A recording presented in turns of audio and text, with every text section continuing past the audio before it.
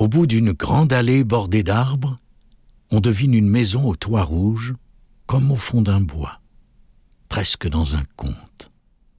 À l'écart du village et des regards indiscrets, elle est habitée en 1861 par le percepteur des douanes Georges Le Boutillier, fils de John.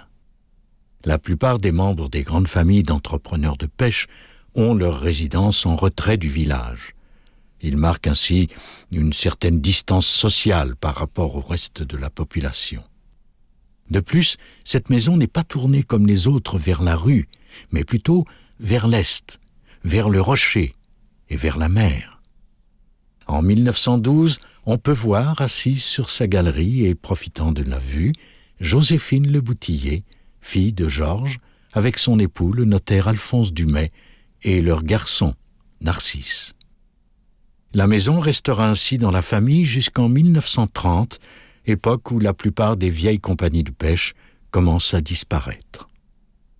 Elle passe alors aux mains de Maurice Brasset, éminent avocat qui sera député fédéral de Gaspé jusqu'en 1940 pour être ensuite nommé juge à la cour provinciale. Pendant toutes ces années, cette immense propriété a résonné des rires et des jeux d'enfants de la famille. La menthe embaumait le magnifique jardin, nous dit-on. Un buisson d'églantines et un vinaigrier pouvaient servir à se cacher ou simplement à se mettre à l'ombre. Dans le champ d'éclin, les enfants ramassaient les fraises abondantes au beau jour de l'été. Il y a souvent des fraises dans les souvenirs d'enfance. Aujourd'hui, on cherche entre les arbres le toit rouge de la maison, comme on cherchait autrefois les fraises dans les herbes de l'été.